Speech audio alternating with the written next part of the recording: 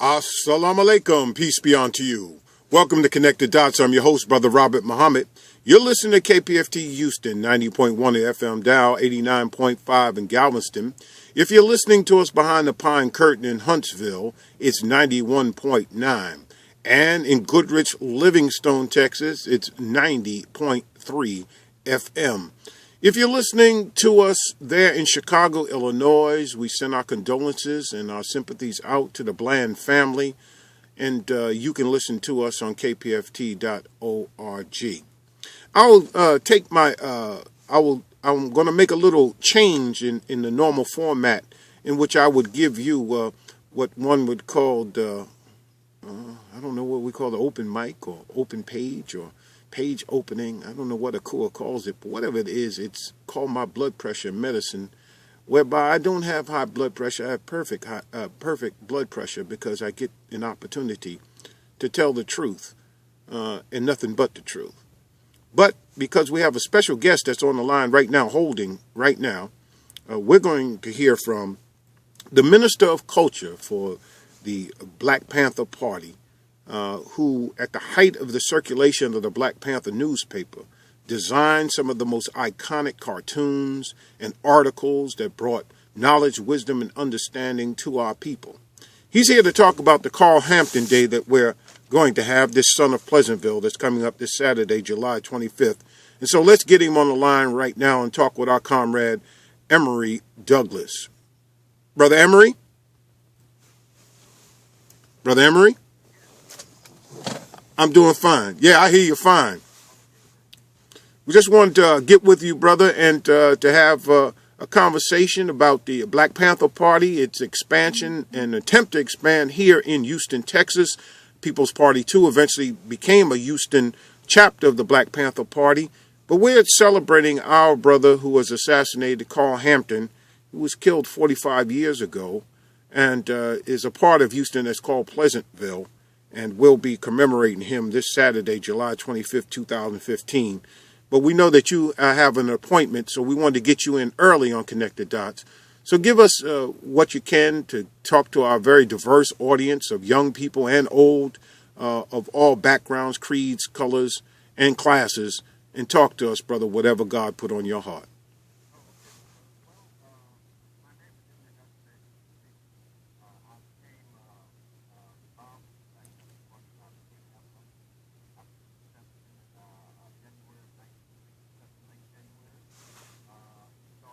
Brother Emory Douglas, we want to say on behalf of all of the activists and the people who struggle for our people's liberation, for liberation of all humanity, and on behalf of Mosque 45, Nation of Islam here in Houston under the Honorable Louis Farrakhan, we want to thank you, brother, comrade, for your struggle, for your sacrifice, and for your contribution to the onward march of civilization and bringing justice to our people. And we look so forward to having you come to Houston, Texas.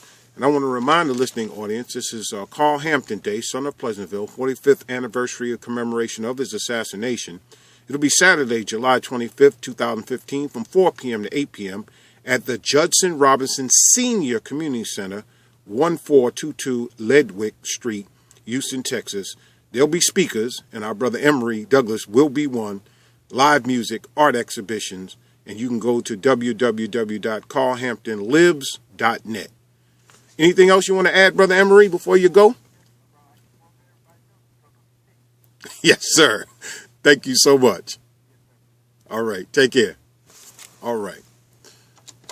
My dear brothers and sisters, I want to thank you for tuning in to Connected Dots. That was Emory Douglas. He was the Minister of Culture for the Black Panther Party.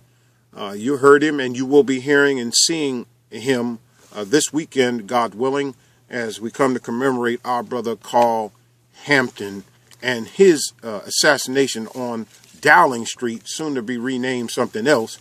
Sure not going to be Dowling Street any longer. Now I want to switch gears, and I want to take my blood pressure medicine, and you can take it too with me, Connected Dots crew, because this Sandra Bland incident has absolutely done something to your brother. I just don't feel like any of us understand the magnitude of what just took place. Sometimes when you are a witness to history, you really don't understand that there's a certain turning point. There's a certain paradigm shift. There's a certain fork in the road. There's a certain time when something happens that it doesn't appear to be as monumental as you would think, because when you're in the middle of the hurricane, the eye of the storm often is calm. But it's on the outer banks, or sometimes the dirty side of the storm, that you understand the wind and the rain that is coming. My dear brothers and sisters, justice or else. This is the 20th anniversary of the historic Million Man March, and I can tell you that we're going back to Washington, D.C., this time on October the 10th, 2015. I want you to go to justiceorelse.com. I want you to sign up. I want you to give a contribution as small as $1 up to $100 or $20. It doesn't have to be that much. It doesn't require all of us. Just if many of us would do just a little, we will finance this march ourselves. We're not going for anybody's philanthropy. Just like KPFT, we want to be self-funded. That way we have control over who speaks, what is said from our podium on that day as we demand justice or else. Well, the same thing goes here at KPFT. We're trying to get a new transmitter. This is Transmitter Mission Possible. Transmission Possible, we're going to call it. And we want you to go to the kpft.org website and make a contribution. And if you do that, then we'll have matching grants that are coming in, and we'll be able to get our new transmitter, and we'll be able to continue to broadcast over your sacred airwaves this unmitigated, unrelenting truth that at least comes on Connected Dots, or the beautiful melodic sounds that come on the Heartbeat of Africa that precedes this program, or the news you can use on KPFT local news that follows this program. Now, I'm saying to you, beloved, the Honorable Elijah Muhammad says that justice is the eventual working out of the will of God as indicated in the fundamental principles of truth.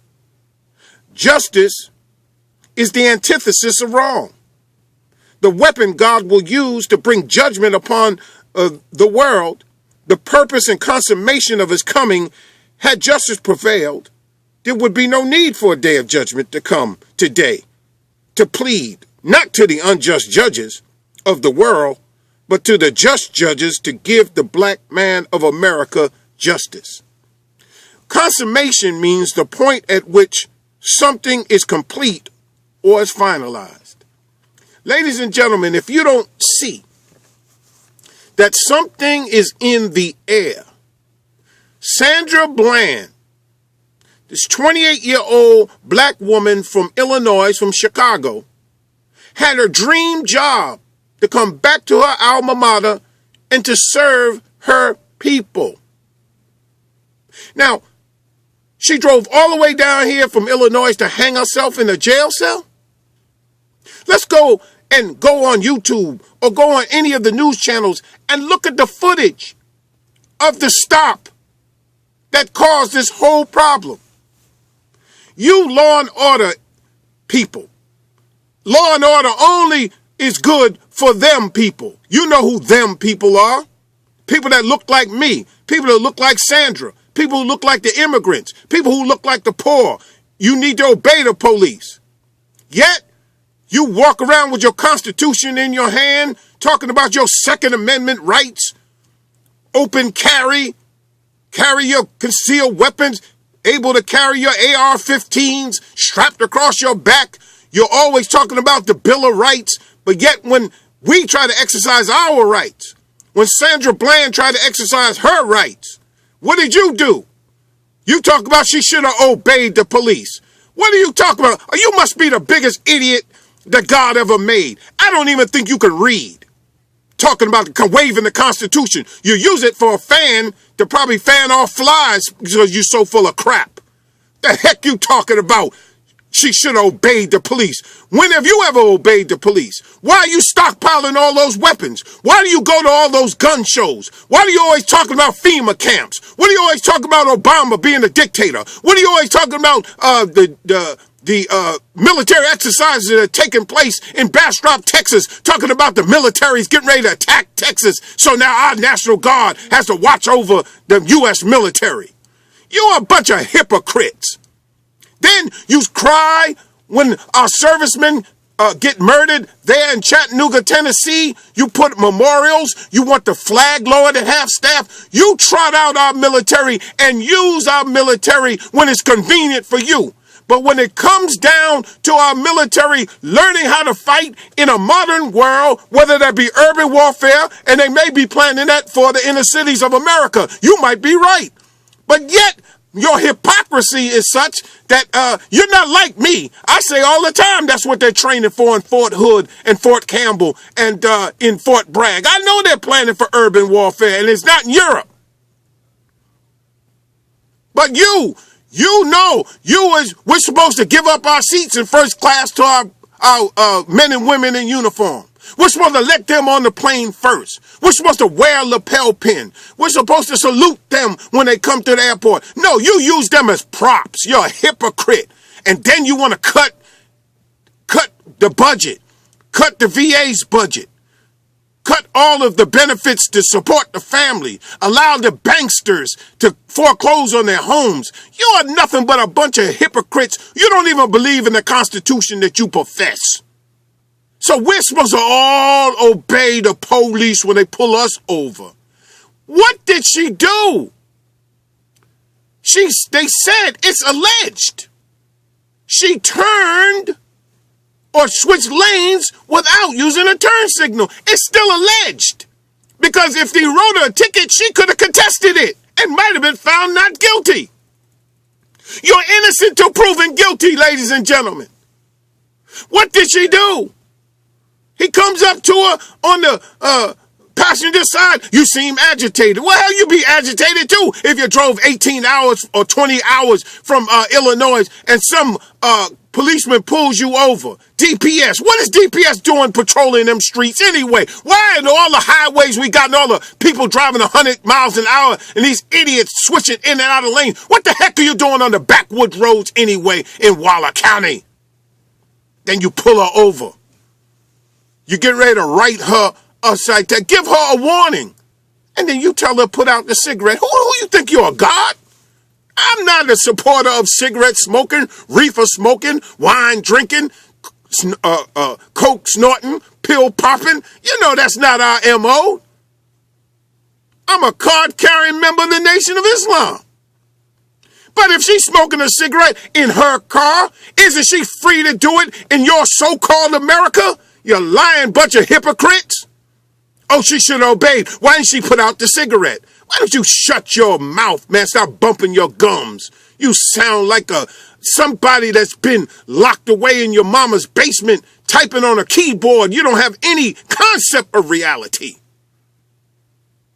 Then he talks to her like she's a dog. She's a subhuman.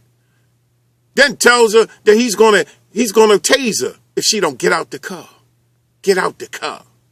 Then gets out the car, takes her out of camera range, and body slams her. Then we pick up with the private citizen who began filming it, and we see he got his knee in her back. Like they did the little sister in McKinney, Texas. Man, this is the thing. Big, burly, ape-looking men beating up on women. You wonder why I'm agitated? And we had struck a nerve? We have enough. Those of you elected officials, those of you in law enforcement, those of you in the intelligence community, let me tell you something.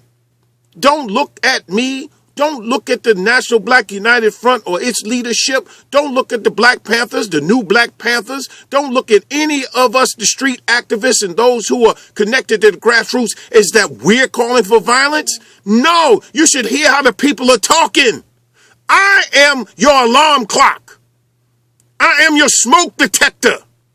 And when you're sleeping, when you're drunk with your power, when you're used to commiserating and hanging out with one another and patting each other on the back, When people of a certain political class or certain kind of economic status, or you hang together, you know each other, you call each other by each other's by the first name. Hi, Bob. Hi, John. How you doing? And you're slapping each other on the back and shaking hands and taking selfies and pictures together.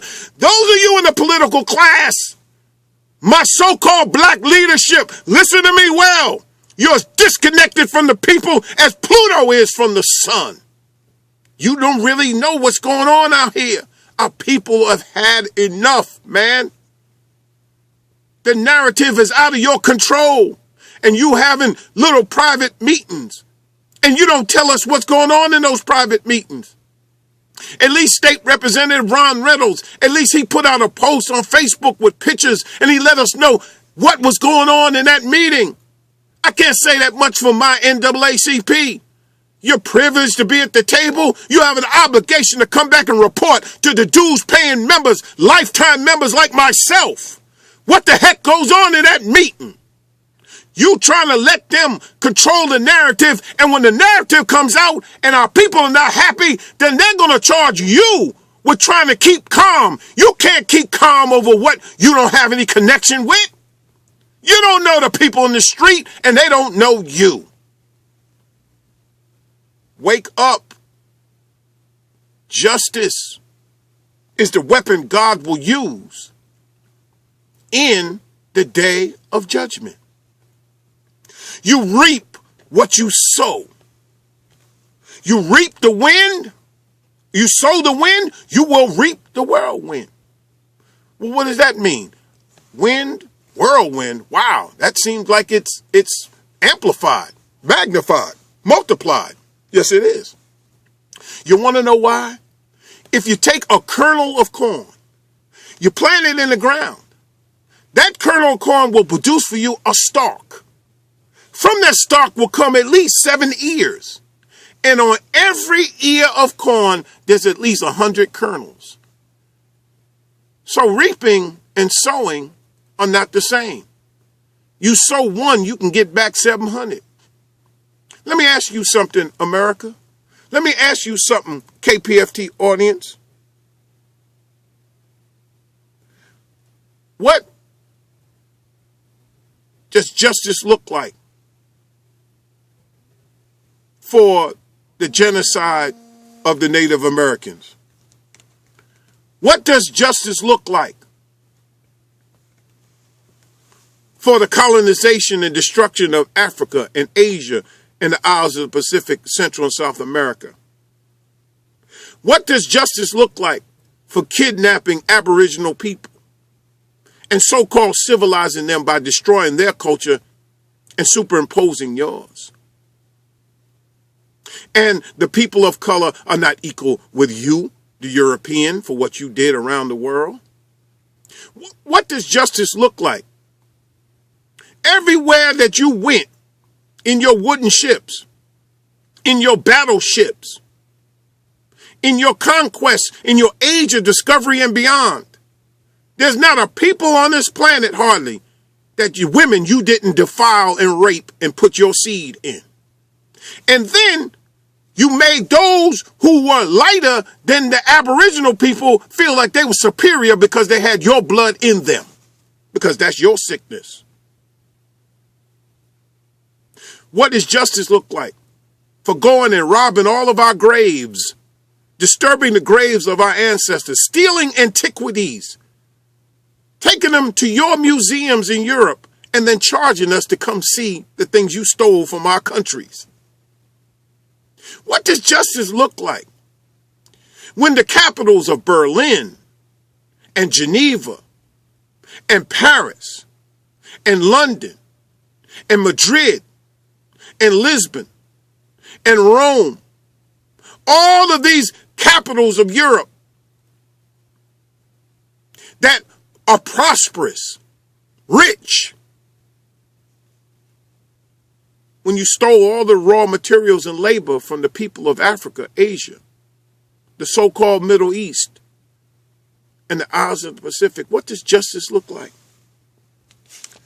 What does justice look like when leaders rose up among these indigenous populations to redress the grievances that America says in its Declaration of Independence, these inalienable rights to life, liberty, and the pursuit of happiness. What happened when Patrice Lumumba rose up from his people? Did not the CIA in America have him assassinated?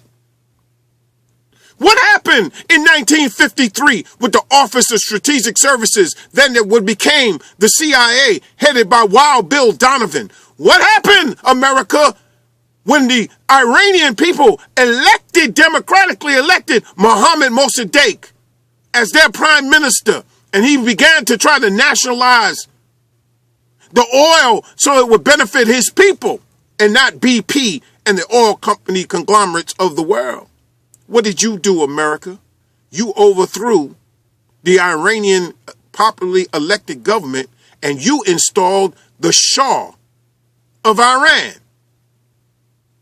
and supplied him with weapons, trained his law enforcement and his security services till they cracked down on the people. You, the one that brought about the Ayatollah Khomeini and the Iranian Revolution, you brought it into existence. It is you who put Saddam Hussein as the bulwark against that Iranian Revolution, and you backed Saddam Hussein as he attacked Iran. They lost hundreds of thousands of their people. They used poison gas and chemical weapons against the Iranian people. You didn't say anything. In fact, you went over there and you gave him money through the Saudis. Yes, you did. Then, when it no longer fit your strategic purposes, you went into Iraq to steal the oil reserves. We still say that it was a war about oil. That's all it was about.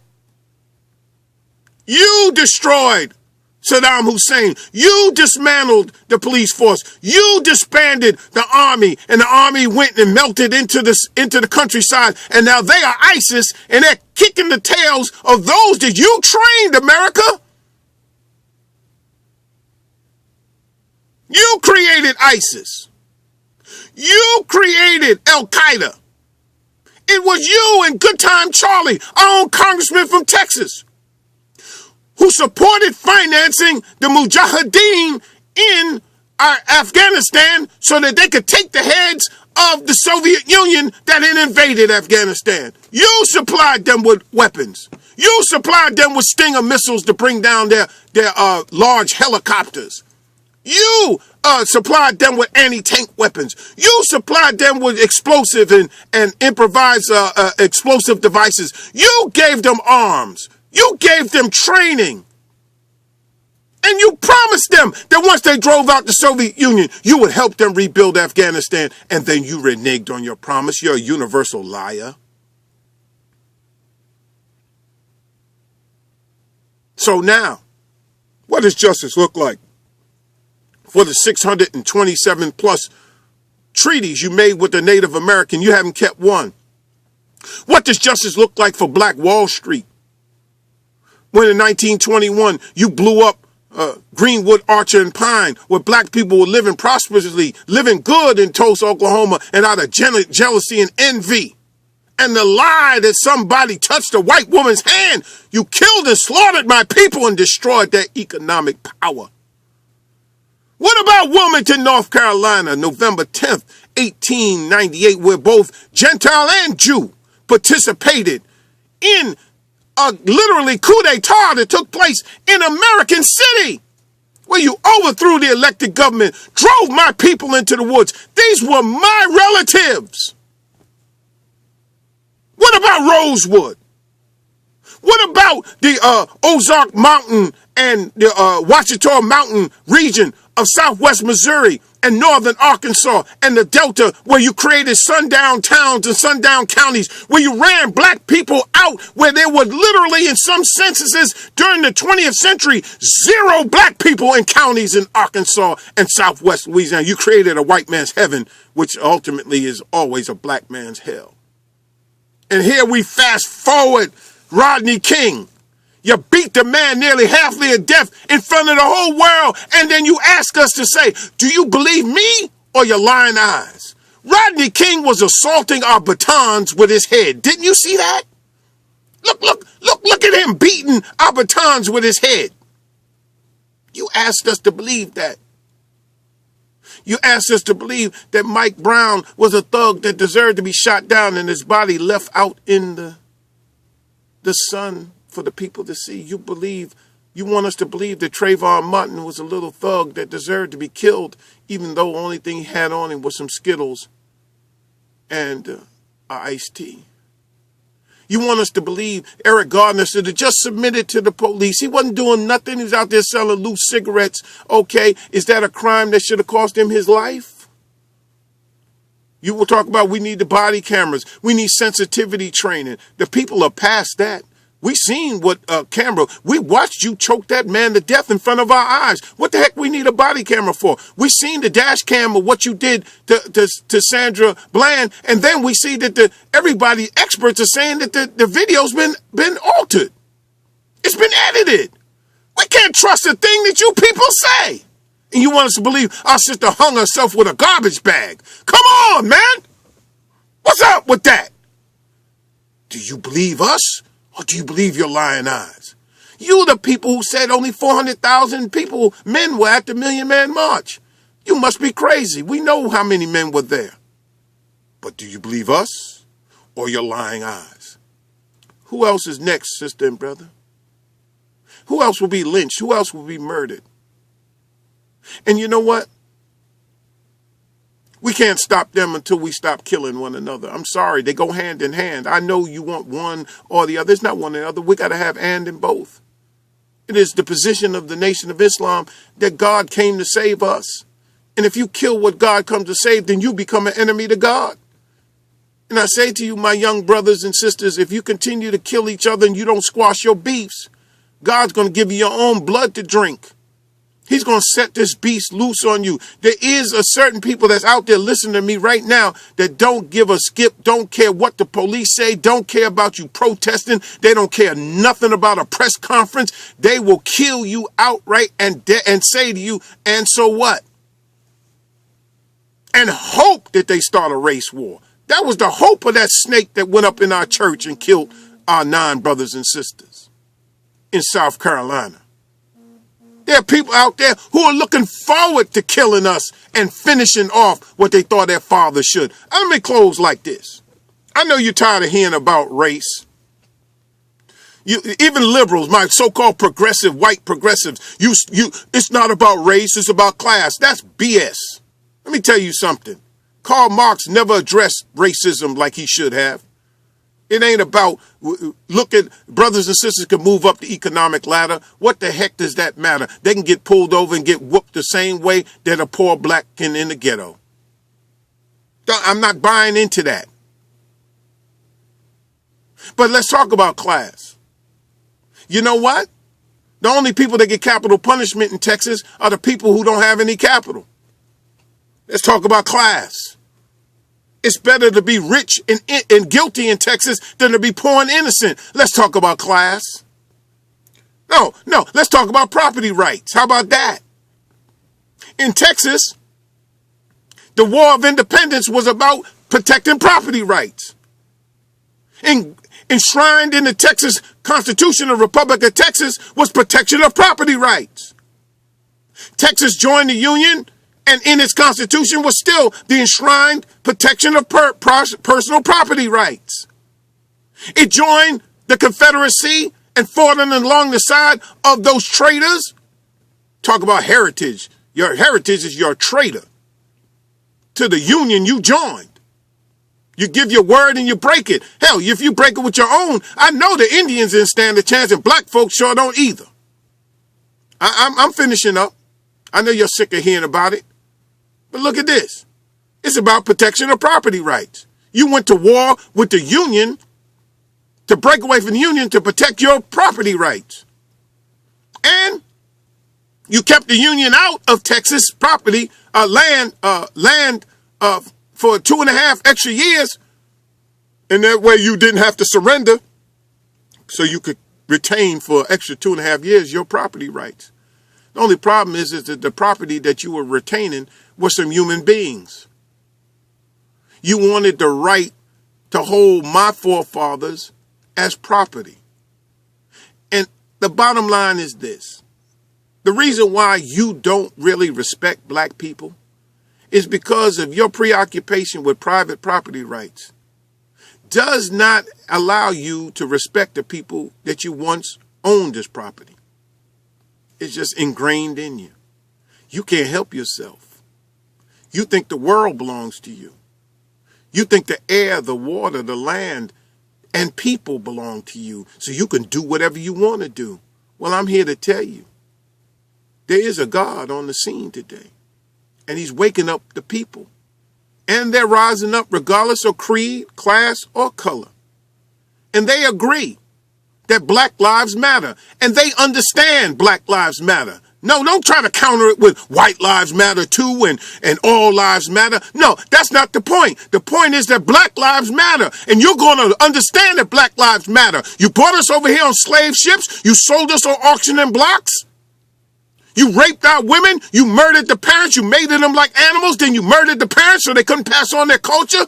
You worked us for 310 years without compensation. Then tried to put us back in kind of a neo-slavery sharecropping. We ran to the south. We ran to the west. You segregated us. You used the police force to enforce your social norms of segregation and separation.